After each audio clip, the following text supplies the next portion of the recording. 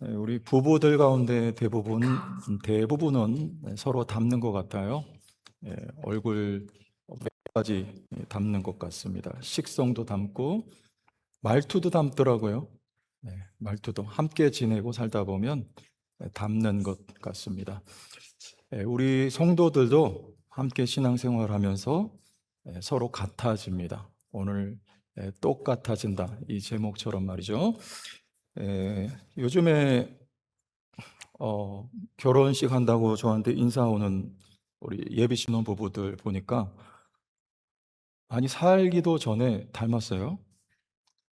그러니까 앞으로 가정을 이루고 함께 지내면 야, 더 많이 닮겠다. 이런 생각을 제가 축복하며 갖게 되었는데요.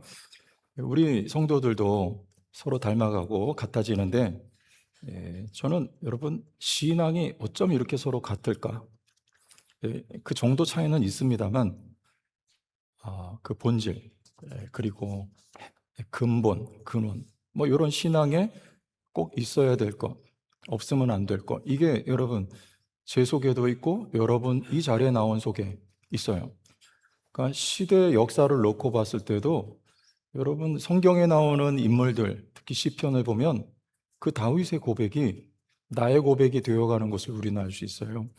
수천 년 전에 전혀 다른 지역, 전혀 다른 환경 속에 살았지만 여호와는 나의 산성이요 나의 방패시요 나의 도우심이라, 이렇게 다윗이 고백할 때 그 신앙, 그 믿음은 오늘 내 가슴 속에도 들어와 있고 어느덧 내 입술로도 고백이 되고 있어요. 여러분 어떻게 이런 일이 있을 수가 있습니까? 또 동시대를 사는 우리 모두에게도 이렇게 예수를 우리의 주님이라고 고백하는 가장 기본적이고 핵심이죠. 이 신앙 고백이 우리 모두에게 있습니다. 같은 거예요. 저는 저희 자녀를 위해서 제 기도합니다. 어떤 목사님이 자녀에게 딱히 줄 게 없어서 당신은 자녀를 위해 매일 2번씩 기도해 줬다고 해요. 그래서 저도 노력을 합니다. 매일 자녀를 위해 기도해 줘야 되겠다. 근데 제가 뭐 얘한테 물려줄 게 뭐가 있겠어요. 근데 그 기도 가운데 제일 큰 게 뭐냐면, 하나님, 제 속에 있는 이 믿음이 자녀에게도 고스란히 물려지기를 원합니다. 저에게 믿음이 있다면 그건 하나님이 넣어주신 믿음, 선물로 주신 거예요. 여러분 믿음은 선물이잖아요. 그래서 여러분 자녀들에게도 선물이 가야 돼요. 제 자녀에게도 하나님, 제가 살아보니까 옆에 계신 여러분들보다 제가 적게 살았지만 다 없어도 믿음 하나 있으니까 살 수 있고, 믿음이 있으면 살 수 있는 정도가 아니라 여러분 승리하고 성공하는, 성경적인 의미에서 그런 삶을 살 수 있겠더라고요. 그러니까 우리 자녀에게도 하나님, 제게 선물로 주신 이 믿음 자녀에게도 선물로 주십시오. 그러면 부모에게 있는 믿음과 여러분 자녀에게 있는 믿음과 같은 믿음 아니겠어요? 맞습니까? 여러분 자녀에게도 여러분의 믿음이 그대로 하나님이 선물로 주시기를 축복합니다. 우리 같은 믿음, 여기 모두 같은 믿음, 같은 거예요. 여러분, 근데 이런 어떤, 그럼에도 불구하고 우리가 동일 본질을 가지고 있는데, 말씀드리겠지만, 결별할 때가 있어요. 저도 제가 정말 친형제 같이 지내던 목사님과 어떤 오해가 생겨서 결별을 했습니다. 지금은 다시 화해가 되고 잘 지내지만, 여러분, 우리 예수 믿는 사람들 서로 그리스도인인데도 결별할 수 있어요. 그런데 우리 믿음 안에 사는 사람들은 결별의 종말, 여러분 이런 말, 갈등의 종말, 뭐 이런 표현도 들어보셨나요? 영원한 갈등은 우리에게 없다. 영원한 갈등은 없어요. 지금 빚져지고 있는 갈등이라는 것은 우리가 서로 하나가 되고 서로 조합이 이루어지기 위한 한 과정인 것이지, 즉 말씀처럼 서로 같아지기 위하여 필요한 순서지 영원한 갈등이라는 것은 없어요. 이런 바나바와 바울이 서로 갈등이 있었죠. 잘 아시죠? 우리 배운 내용이라서 크게 다퉜습니다. 그래서 각자의 길을 가요. 심지어는 각자의 길을 가면서도 똑같은 삶을 산다. 이렇게 볼 수 있어요. 각자 있는 곳에서 하는 말이 같아요. 각자 있는 곳에서 예수 그리스도를 말하고 같은 신앙을 고백하고 또 그 예수를 전하는 같은 사역을 합니다. 각자의 길을 가면서도 서로 같은 존재들. 이게 바로 우리 믿는 사람들이에요. 그래서 여러분들 누군가가 결별한 할 일이 생긴다면 최대한 원수 지지 말고 여러분 좋게 해서 보내세요. 좋게 해서. 예? 왜냐하면 우리는 영원히 안 볼 사람들이 아니에요. 이 세상 사는 동안에도 여러분 봅니다. 그리고 특히 우리가 저 천국에 가면 우리 서로 믿는 사람들 천국에 가면 또 만나게 돼 있어요. 예? 근데 거기 가서 보니까 우리 놀랄 거예요. 아, 똑같네요. 이 땅에 살 때는 서로 달라서 의견이 안 맞아서 그래서 갈등이 일어나고 안녕을 했습니다. 천국에 가니까 그게 아닌 거예요. 너무 같아요. 성경에 보면 우리가 의의 옷을 입고 흰 옷을 입는다고 합니다. 천국에 가면 우리가 예수의 의를 의지해 서 있어요. 은혜를. 천국에 가면 우리가 입고 있는 이 몸이 썩지 않는 몸, 병들지 않는 몸, 죽지 않는 몸 믿습니까? 이 몸과 차원이 다른 몸을 나도 입고 있고 그 사람도 입고 있는 거예요. 그리고 그 사랑의 하나님을 우리가 함께 예배하는 천국에 갔더니 너무 같아요. 여러분 그래서 누군가와 결별할 일 있다면 여러분 축복하고 좋게 해서 헤어져요. 천국에 가서 다시 만날 수 우리가 있게 되지 않을까 합니다. 요지는 뭐냐면 우리는 똑같은 사람들이다. 이거는 부정적인 의미에서 에이 그거 똑같아 이게 아니라 긍정적인 의미에서 우리는 동일 본질을 가지고 있는 같은 사람들이다. 요겁니다. 그 동일 본질이라는 것이 뭘까? 우리 19장 1절을 보면 이런 말씀합니다. 아볼로가 고린도에 있을 때에 바울이 윗지방으로 다녀. 거기가 어디면 에베소예요. 지난 시간에 말씀드렸듯 바울이 이런 말을 했습니다. 만일 하나님의 뜻이면 에베소로 오겠다. 지금 바울이 에베소로 와 있습니다. 3차 전도 여행이 시작이 된 거예요. 하나님의 뜻이었던 것이죠. 그런데 아볼로는 어디 있습니까? 고린도에 파송받아 가 있어요. 누구에게 배웠나요? 브리스길라와 아굴라에게 배웠습니다. 이 두 사람이 서로 다른 사람, 달라요.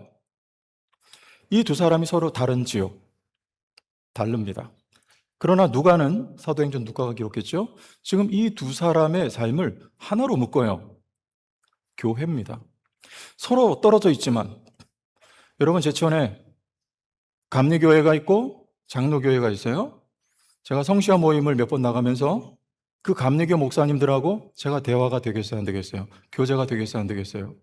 신학을 공부해 보면 감리교 신학하고 장로교 신학은 너무나 다릅니다. 그런데 대화가 돼요. 같은 게 있기 때문이에요. 본질이 우리가 하나님을 신앙하는 그 신앙과 주께 얻은 은혜, 여러분 똑같은 거예요. 그래서 대화가 되고 교제가 돼요. 바울과 바나바가 서로 떨어져 있지만 여러분 이들은 같은 본질로 묶여 있습니다. 이게 바로 교회라는 거예요. 소아시아에 바울이 에베소에서 사역해서 정말 많은 교회가 세워져요. 근데 그 교회가 동일 본질로 묶여 있다는 거예요. 그래서 서로 같아가는 거예요. 같아가는 거예요. 그게 뭐냐? 2절로 가볼게요. 우리 2절에 보면 다 같이 읽어봅시다. 이르되 너희가 믿을 때에 성령을 받았느냐? 이르되 아니라 우리는 성령이 계심도 듣지 못하였나라. 그 동일 본질이라는 게 무엇입니까? 성령을 받았느냐? 그런데 여기 에베소에 만난 사람들은 소위 제자라고 하는 사람들인데 이들은 성령이 있음을 듣지도 못했다. 그런 걸 보면 이 사람들은 그리스도인이 아닌 겁니다. 왜냐하면 성경이 로마서에 그리스도의 영이 아니면 누구든지 그리스도인이 아니라 그랬어요. 우리가 예수를 주라고 고백할 수 있는 건 성령이 계시기 때문인 거예요. 이들 성령이 없다. 그리스도인이 아니라는 거예요. 여러분 대답해 보세요. 여러분이 성령을 받았습니까? 제가 목회하다 보니까 눈치가 빨라졌어요. 그래서 지금 한 10분 정도 대답했습니다. 여러분 성령 받았습니까?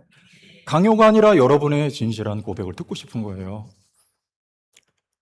그런데 그런 분이 있어요. 내가 성령을 받았는지 안 받았는지 모르겠다. 네? 느낌이 없다. 어떨 땐 받은 것 같고 어떨 땐 성령이 안 계신 것 같다. 여러분 성령을 받는 건 어떻게 받을까요?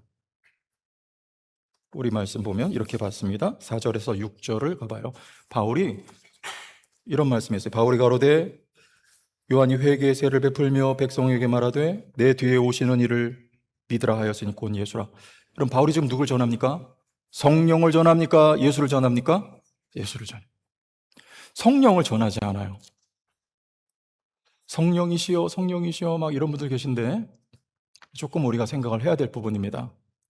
예수를 전했는데 다음 절 5절 그들이 듣고 주 예수 이름으로 세례를 받은 6절 다 같이 바울이 그들에게 안수하며 성령이 그들에게 임하심으로. 성령은 어떻게 받아요? 여러분, 예수를 시인하면 성령이 오는 거예요. 성령을 시인하는 게 아니에요. 예수를 믿고 예수를 시인하며 예수를 영접하면 성령이 오시는 것입니다. 여러분, 다시 한번 예수를 진심으로 믿습니까? 여러분의 구주이십니까? 여러분의 왕이십니까? 그렇게 믿으면 느낌은 올 수 있고 안 올 수 있어요. 성령 받을 때 뭐 가슴이 뜨거울 수 있고 눈물을 흘릴 수 있고 방언이 터질 수 있어요. 그렇지만 그렇지 않을 수도 있어요. 느낌은 따라올 수 있는 거예요. 중요한 건 사실입니다. 내가 예수를 믿느냐? 그게 진심이냐? 내 안에 그리스도가 계신 것을 믿느냐? 이거 하나예요. 여러분, 그러면 성령 받은 거예요. 성령 받은 증거가 뭐냐? 마음의 동기 살펴야 됩니다. 여러분, 제가 주일학교 다닐 때 전 주일학교 다닌 사람이 아니에요. 때만 갔어요. 성탄절, 부활절, 계란 주니까 뭐 이렇게 색깔 입혀가지고 줬죠. 여름 성경학교 책반집 주더라고요 하니까 그래서 갔어요. 여러분, 제가 예수 믿어서 교회 간 겁니까? 아니죠. 마술사 시몬이 예수 믿었어요? 세례 받았습니다.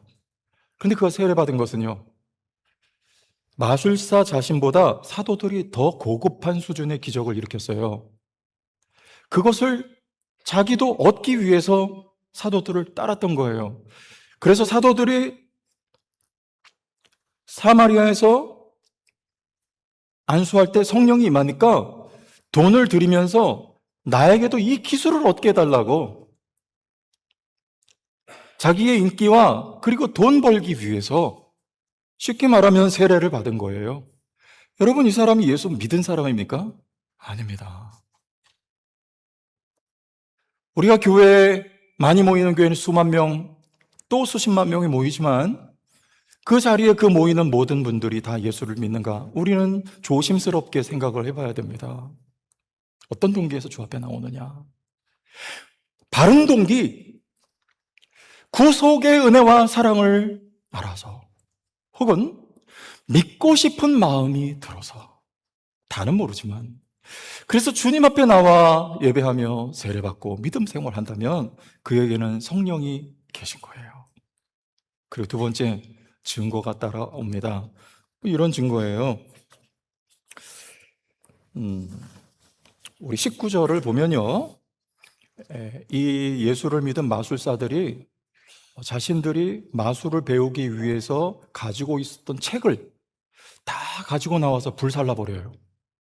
근데 그 값이 얼마냐면 은 5만이라고 성경에 나왔어요. 19절 보면 나옵니다. 이 은 5만은 어느 정도의 값어치냐면 당시 기준으로 136년의 일인 한 사람이 노동해서 벌어야 되는 돈, 136년 동안 벌어야 되는 돈이 은 5만입니다. 여러분, 이 사람들의 예수 믿은 거, 회심한 거, 성령 받은 거, 이거 확실합니까? 여러분, 예수를 믿고 성령을 받으면 지금 당장은 아닐 수 있지만 점차 변하게 돼 있어요. 변화가 있어요. 그걸 보면 이 사람이 성령 받은 사람인지 아닌지 우리는 알 수가 있다는 거예요. 첫 번째, 영적으로 변합니다. 죽었던 영이 살아나는 거예요. 두 번째, 마음이 변합니다. 알 수 없는 평안을 경험하며 살아가는 거예요. 세 번째, 얼굴이 변합니다. 얼굴에 밝음이 깃들어 있어요. 이 자리에 계신 여러분들 얼굴이 밝습니다. 안 믿겨지십니까? 여러분 속에 비치신 그리스도가 계십니다. 여러분, 몰라서 그래요. 세상 사람들 보다가 우리 믿음의 식구들 보면 얼굴이 달라요. 그건 뭐라고 딱 꼬집어서 말할 수 없지만 여러분 달라요. 그래서 이 사람이 길 가다 만나도 그리스도인인지 아닌지 얼추 알 수 있어요. 그래요, 안 그래요? 오늘 별로 성적이 안 좋네. 동기들 안 되네. 그래요, 안 그래요? 저만 영험합니까? 전 대충 알 수 있겠던데요. 특히 목회자들 그러면 기가 막혀요. 딱 그 사람 목사예요. 뭐 이렇게 폼, 포즈, 목소리 이런 게 달라서 그래요. 그거보다 경건의 능력이 있어야 되는 거죠. 달라요. 성령을 받아서 여러분 안에 십자가에 달려 돌아가시고 부활하지 못한 예수를 믿는 게 아니고 십자가에 달려 돌아가셨지만 부활하사 내 안에 성령으로 살아계신 예수를 믿기에 여러분 밝습니다. 밝아요. 우리는 바로 우리가 왜 같아지는가? 우리 속에 같은 성령이 계시기 때문에 그 성령이 우리 속에서 일하시기 때문에 여러분 우리는 누구를 닮아갑니까?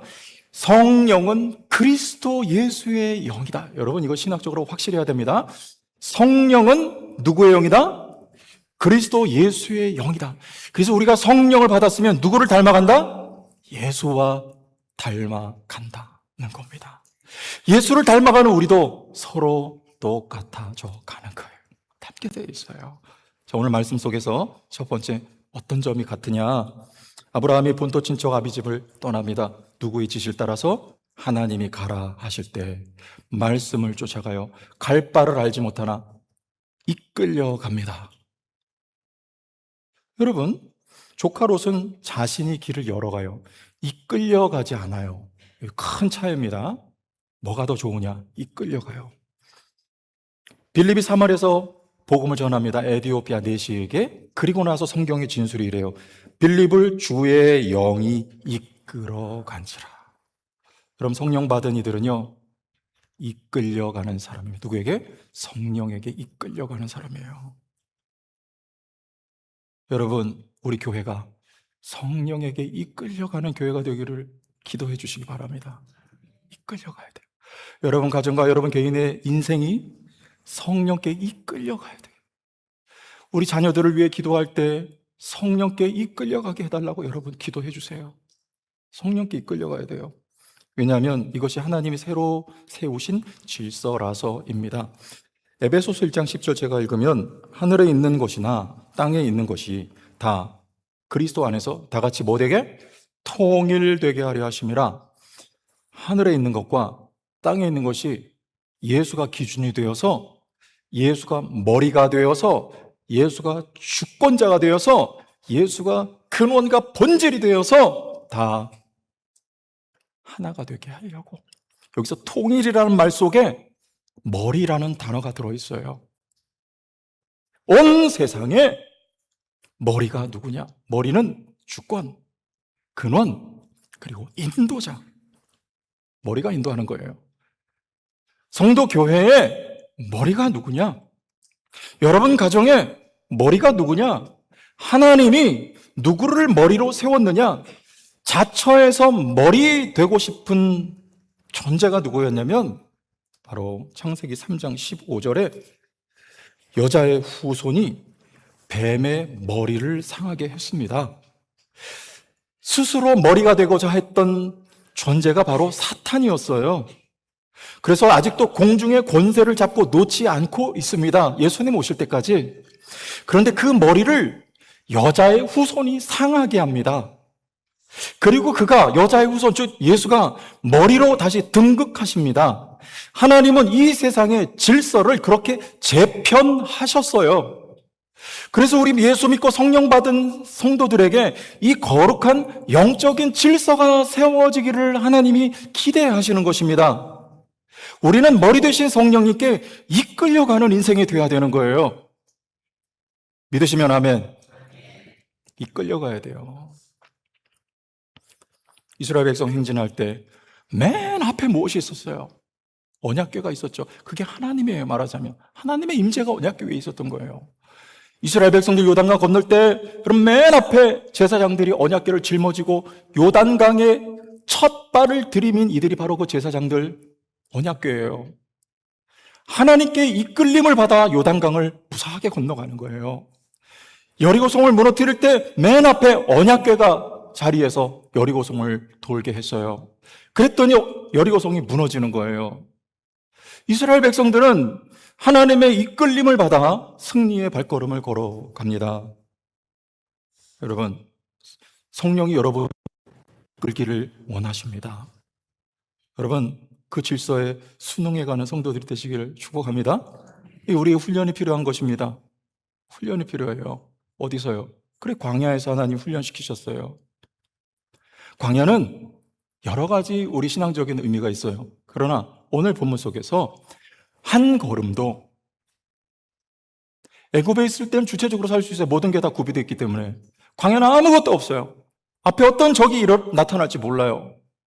어디로 가야 될지 방향도 알지 못합니다.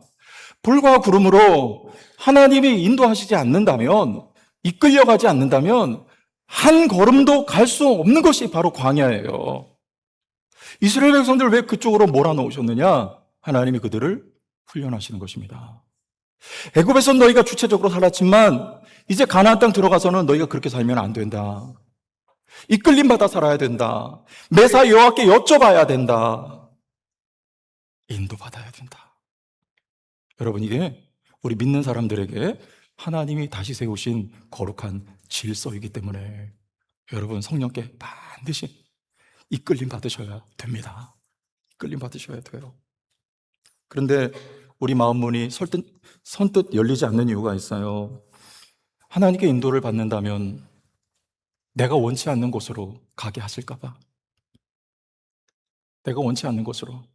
최 목사야, 또 사역 내려놓고 아프리카로 선교사로 가라. 그렇게 말씀하실까 봐. 여러분들에게. 또 혹은 혹시 나는, 내가 그리고 있는 이상형은 변우석?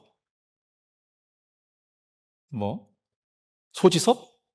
근데 하나님이 인도해 주셔서 만나는 대상이 혹시 좀 덜 생긴 사람이면 어떡할까?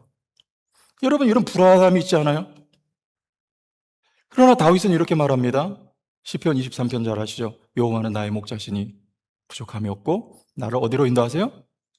푸른 초장으로 인도하시고 여러분을 맑은 물가로 인도해 주실 줄 믿으십시오.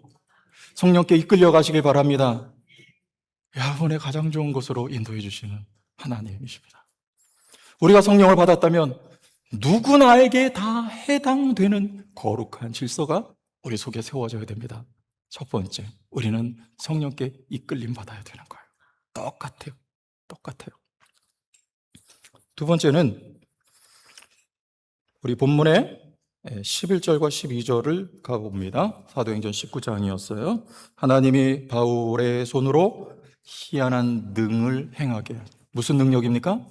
희한한 능력. 그게 뭐였어요? 앞치마나 손수건을 병자에게 얹어놓으면 병든 사람이 낫습니다. 그리고 귀신이 떠나갔어요. 정말 희한했어요.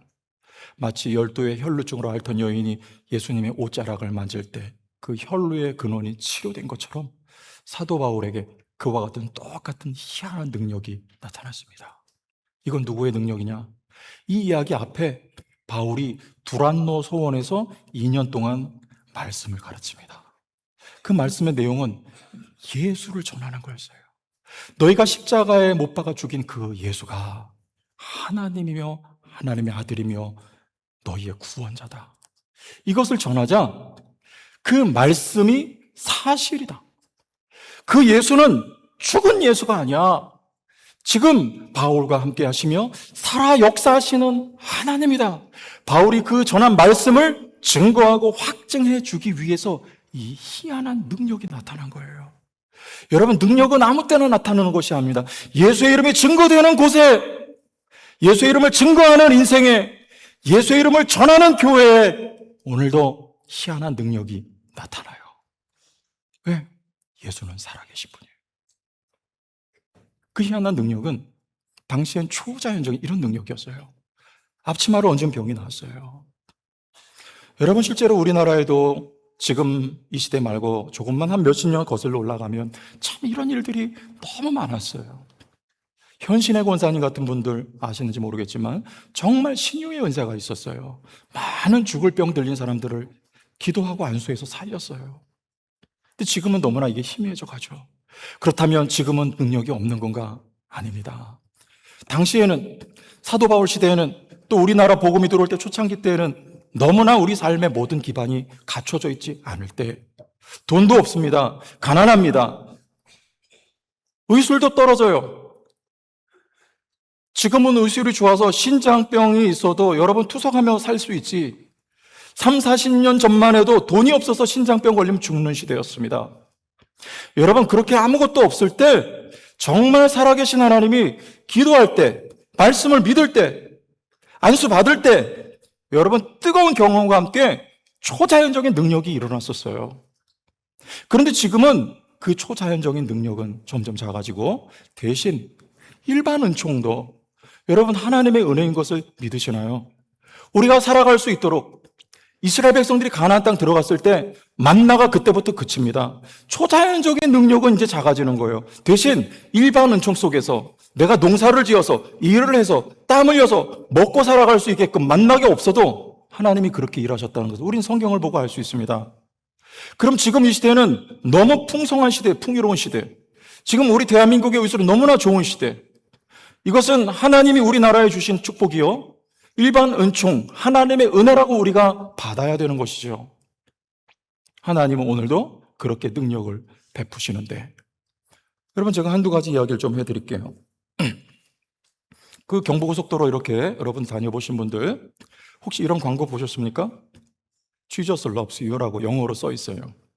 그리고 그 밑에 뭐라고 써 있나요? 보신 분들?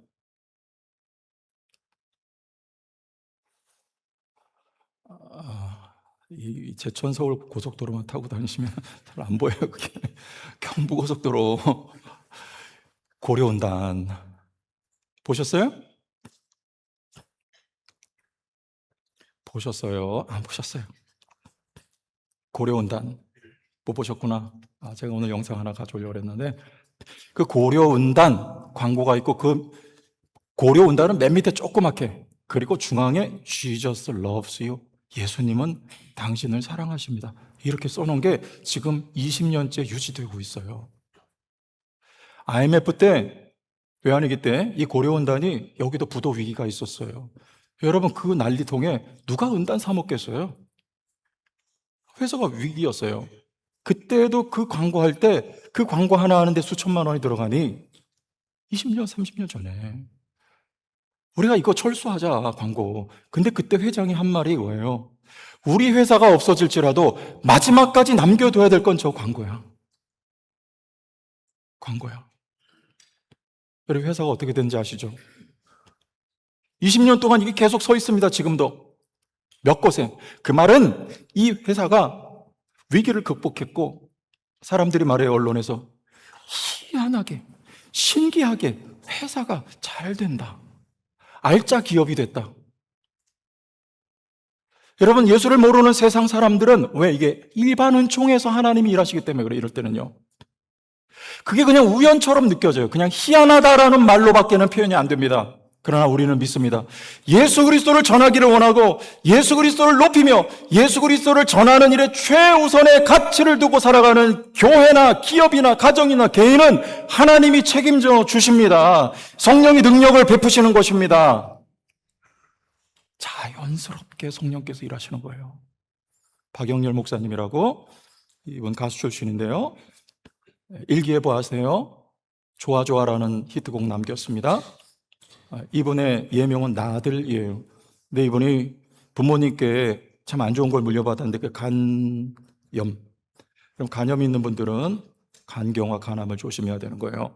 간염을 물려받아가지고 나중에 늦게 알았어요, 그거를. 그래서 간염 거의 말기에 이 식도 정맥류라고 하는 게 간에 피가 안 통하니까 식도로 피가 터져 나오는 거죠. 이 간경화 부작용입니다. 이때 되면 이제 거의 죽기 직전까지 가는 거예요. 그 가운데 하나님께 어떤 기도 가운데 꿈을 통해서 응답을 받았는데 그게 하나님 부르심이라고 확증하고 신학교에 들어가서 가수 생활 다 내려놓고 신학을 공부하는데 병이 나았을까요? 안 나았을까요? 아니, 그렇게 속단하면 얘기가 너무 단순하잖아요. 안 나는 거예요. 하나도 안 나, 병이. 옛날 같으면 낫는데 요즘엔 하나님이 일반은총으로도 역사하신다 그 말이에요. 그래서 뭘 받기로 했냐면 간 이식 수술을 받기로 했어요. 근데 간 이식 수술이 여러분 어려운 게 뭐냐면 맞아야지 간이. 예? 아내가 간을 주려고 했는데 아내가 간이 너무 작다. 이건 못 줘요. 어머니, 형제들 다 간염 바이러스 보균자예요. 이거 안 됩니다. 그래서 형수가 주겠다. 이것도 기적이에요. 왜? 부모 자식 간이 아니면 간 안 준다는, 형제도 간 안 준다는 거예요. 형수가 주겠다. 근데 형수도 건강이 안 돼요, 보니까. 그런데 맨 나중에 사촌 형제가, 여러분, 사촌은 부모님 돌아가시면 남입니다. 사촌 형제가 간을 주겠다. 그래서 간 이식 수술을 받았어요. 근데 그 이식 수술 받으려면 당시에 돈이 얼마가 드냐면 2억 이상이 들어요. 그런데 그때 마침 국가의 정책이 바뀌어가지고 10분의 1만 들어가면 간 이식을 받을 수 있도록 2, 3천만 원이면. 그래서 간 이식 수술을 받고 살 수 있게 됐다는 거예요. 여러분, 이건 우연 같지요? 이 목사님 말씀하십니다. 하나님이 내게 베푸신 은혜요. 하나님의 기적을 일으키신 것이라고. 하나 더. 그래서 새 생명을 얻고 이제 하나님 앞에 서온 약속한 대로 교회를 개척하려고 하는데 돈이 있어야 되니까 은행에서 대출 신청을 했는데 처음에는 주겠다고 했는데 아마 이게 정책이 바뀌어가지고 문재인 정권 때 정책이 바뀌어가지고 이제 대출이 차단이 됐습니다. 근데 그때 하나님 마음에 확신을 주시더래요. 내가 할 것이니까 너는 두려워하지 말라고 출애굽기 말씀에. 근데 어떤 일이 일어났냐면 그때 슬기로운 의사생활 시즌2가 방영이 되면서 그때 배우를 맡았던 조정석 씨가 그 시즌2 드라마의 OST를 불렀어요. 그 OST가 뭐냐면 이 박영렬 목사님이 히트친 좋아 좋아. 네가 좋아. 이번 우리 10월 마지막 주에 이분 모시기로 했습니다. 그래서 대출은 차단됐지만 그 대출 받을 돈보다 저작권료가 여러분 이게 차트 1위에 올라가고 이렇게 돼가지고 몇 배를 매달마다 돈이 들어왔다는 거예요. 이런 말씀 하시더라고요. 하나님이 기뻐하시는 일을 하면 하나님이 책임지십니다. 책임지십니다. 하나님은 오늘날 이렇게 성령의 능력을 여러분의 삶에 나타내 주실 것입니다. 성령을 받은 신자라면 여러분 똑같아요. 예수 그리스도를 전하는 일, 예수 그리스도를 높이는 일, 여러분 최우선순위를 둔 교회, 선교하는 교회, 전도하는 교회, 선교를 내리는 교회, 복음 전하는 일을 소홀히 하는 교회. 여러분 어떤 교회에 성령의 능력이 많이 나타나겠습니까? 선교하는 교회. 예수 그리스도의 이름을 땅끝까지 전하고자 불타는 열정으로 여러분 달려나가는 교회. 이런 교회 성령의 역사가 끊이지 않고 지금 이 시대에도 나타나는 줄 믿으시기 바랍니다. 여러분 개인이 똑같아요. 성령 받은 우리는 성령의 능력을 경험해 똑같습니다. 똑같아지는 거예요. 마지막입니다. 사명이에요. 아브라함에게 사명 주셨습니다. 뭡니까? 네가 복이고 모든 민족이 복을 받을 거야. 복을 전하는 거. 이게 사명이에요. 사도 바울이 감당한 사명? 복을 전하는 거예요. 그 복이나 신령한 복이에요. 찬송하리로다. 하나님 곧 우리 주 예수 그리스도 아버지께서 그리스도 안에서 하늘에 속한 모든 영적인 복, 신령한 복을 우리에게 주셨다. 여러분 복 받은 게 안 느껴지죠? 안 만져지죠? 경험이 잘 안 되는 것 같죠? 영적인 복이기 때문에 그래요. 그게 여러분 뭘 보면 알아요? 아까 말씀드렸죠? 여러분 얼굴이 밝아요. 왜 밝아요? 저희 아버님이 심지어는 죽을 때에도 얼굴이 밝더라고요. 돌아가시기 전에 예수님을 진심으로 고백하고 돌아가셨어요. 근데 돌아가시고 나서 그 시신조차도 얼굴이 평안하고 그 색깔이 밝아요. 빛이 났어요. 여러분, 복을 받으신 줄 믿으시기 바랍니다. 우리 여기 모여 있으니까 서로 모르는 것 뿐이에요. 여러분 안 믿는 세상 사람들 속에 여러분 얼굴이 빛이 납니다. 복을 받았어요. 복을 받았어요. 그 복을 전하는 거, 이게 사명이에요. 가족 구원을 위해 기도하고 있는 우리 교회 성도님들이 적지 않게 계셔요. 근데 그 가운데 한 가정 부부를 지지난 주간에 저희가 부부가 만났어요. 그리고 나서 마지막에 인사하는데 이분이 이런 얘기를 하는 거예요.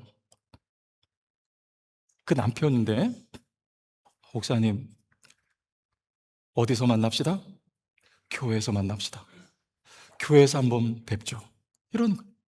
여러분, 그 가족이 그분을 위해서 평생 기도했어요. 때로는 가슴앓이 하면서 눈물을 흘리면서 기도했는데, 여러분, 그 기도가 헛되지 않고 이렇게 또 한 영혼에게, 저는 기대합니다. 올가을에 10월 마지막 주에 그분이 꼭 오시기를 간절히 기도합니다. 그럼 전 너무 기쁠 것 같아요. 이 자리에 많은 분들이 오시면 좋겠지만 그 한 영혼이 주님 앞에 나와 예수님을 만난다면 저는 그보다 더 큰 행복은 없을 것 같아요. 그렇게 나를 통해서 내가 받은 이 거룩한 복이 또 누군가에게 전해질 때, 여러분, 이것이 사명 감당하는 건데, 이거는 뭐 거창하고 대단한 게 아니에요. 제가 주일학교를 간간히 다녔어요. 그런데 어느 날 주일학교 선생님이 저희 집에 오셨어요. 저는 깜짝 놀랐어요. 단 몇 번 교회 나간 것뿐인데 저는 막 숨고 싶었어요. 어머니 얼굴 볼 낯이 없었어요. 교회 가는 건 허락했는데, 아니, 교회 선생님이 집에까지 찾아오게 만드냐? 저는 이 꾸절함이 무서웠어요. 근데 지금 생각해보면 아직도 기억에 선하고 그 선생님이 너무나 고맙습니다. 지금 생각해보면 아마 제가 교회를 안 나오니까 신방으로 오셨던 것 같아요. 주일학교 학생을요. 여러분, 저는 그 선생님을 통해서 오늘 제가 이 자리에 있게 된 한 역할을 이 선생님이 하셨다고 저는 그렇게 생각해요.